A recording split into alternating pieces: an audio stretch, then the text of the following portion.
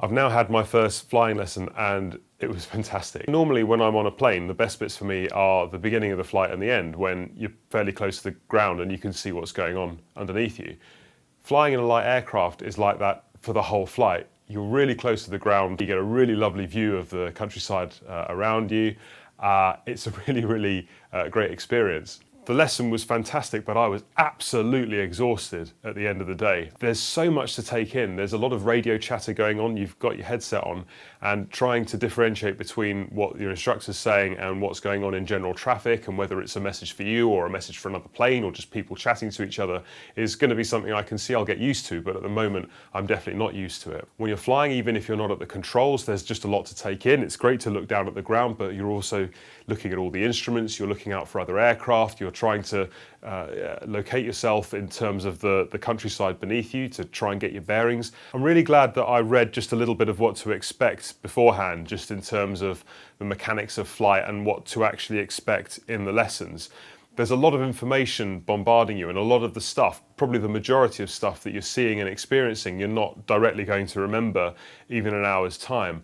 But if you've read up some of the terms and your instructor uses a technical term and a little light goes on inside your head and you think, I sort of know what that is, it feels like you're at least keeping up with what's going on. I learned about how to do an outside check of the plane. There are checklists that you have to go through for everything, whether you're starting the plane up, shutting it down, so that you make sure you don't miss anything important. We did a check around the plane. You've got to check if the wheels are all right, if the wings are all right, if the control surfaces are working, if everything's screwed on how it should be, if anything looks amiss, if the plane's leaking any oil or fuel or anything like that. And you go through the checklist and you make sure that the plane's airworthy. I certainly haven't learned all the checklists off by heart. I've had a look through them, but I don't think I'm going to try to memorize them by rote. I think a lot of that memorization will come from actually putting them into practice. The best bit obviously is flying. The instructor starts by taking off, by taxiing the plane around, taking off, and took us to a practice area. It's near a reservoir, so it's not near any built-up areas. And the first lesson really is about controlling the plane in the air and understanding what the different control surfaces do to the plane and what influence they have on the behaviour of the plane. So I think the best way to demonstrate how I learned is with a plane. The first thing I was actually doing in the plane was learning how the different control surfaces affected the plane. What happens when the plane rolls, when it pitches up and down, or when if you're looking at the plane from the top, if you move the rudder, what happens to the plane and it moves left and right in that direction. Initially, what the instructor does is show you what you're going to do, and so you can see what the right way to do it is, and then you have a go yourself. And so you learn also about the primary and secondary effects of what those control surface movements do. So if you roll the plane to the side, initially it will roll to the side and then it will start to turn. The instructor does a demonstration where he does that and the plane starts to lose height and starts to spin, and then he recovers from that. But it's good to see the wrong way to do it so that you know how to avoid a spin and avoid losing control. We had a go at practicing straight and level flight, which sounds easy, but when the wind's blowing you around and when you're not used to controlling an aircraft, you can easily be flying along what you think is straight and level, and then the plane just starts to drift up a little bit and you catch it and it starts to go down.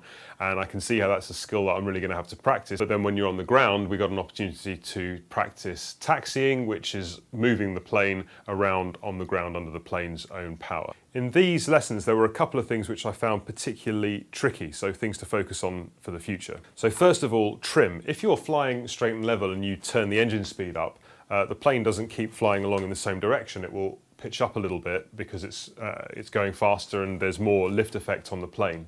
And so to avoid climbing, you have to push forward on the control stick to bring it back down to straight and level flight. Now, if you were flying around all the time pushing forward, you'd get really exhausted. So the trim setting is there to let you set what straight and level is for the aircraft. The direction that you set that trim wheel in is something which I hadn't quite got the muscle memory for. So it's not done just by sight, it's done by what feedback you get through the controls. And so I'm going to have to think about which direction to move the trim wheel and which direction that influences the plane in for the next flight. So it's something to sort of visualize and have a think about before I'm practicing next. The other thing I found tricky for some reason was taxiing. When the plane's on the ground, you don't use the hand controls, the yoke, to steer the plane. You use the rudder pedals, which you obviously control with your feet. and you press the left pedal to turn left, and you press the right pedal to turn right, which seems obvious enough. For some reason, I had some muscle memory going on somehow where I wanted to press the left pedal to turn right and the right pedal to turn left. I don't know where that came from. It doesn't seem to make any sense, but it was an instinct that I had for some reason. I didn't lose control and start swinging wildly all over the place with the aircraft on the ground, but it was something that I had to think about every time I pressed the pedal because I wanted to do the opposite of what my brain was telling me was obvious to do. So again, something to think about in my head and sort of dry run, as it were, and try and visualize before getting in the plane the next time. And I'm sure it's one of those things that I'll just train out with practice over time. So it's not something I'm concerned about, but it's definitely something to watch for the future. So a few things to think about before the next lesson. I'll go through the lesson plan and try to visualize what I'm going to be doing and try to integrate that with what I learned in the last lesson.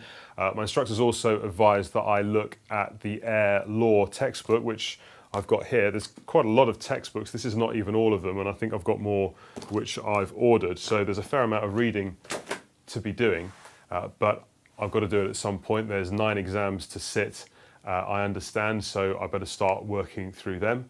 And actually, it is good doing the reading because you can put it into practice when you're actually flying. So it all fits together. It's not just some dry, boring subject. It's still learning about flying, which is pretty cool. And unsurprisingly, it seems like there's more money to spend. I need to get a fuel gauge to check the amount of fuel in the plane beforehand. I need to get a sort of tester kit so that I can drain a little bit of fuel out of the tank to see there isn't any water in it. That's part of the checklist. I'm also aiming to be able to video record the lessons and record the audio as well. I've been on Reddit and I've been on YouTube trying to work out the best way to do that. So when I get the kit to be able to do that, hopefully I'll be able to include some flying stuff in this series of videos. And the other thing I've just got in addition to my books is an air chart, which is very exciting. I have no idea how to read it. But apparently, at some point, I will know what all these symbols mean, what all the outlines mean, how to interpret this, and how to integrate that into flying. So looking forward to learning about that.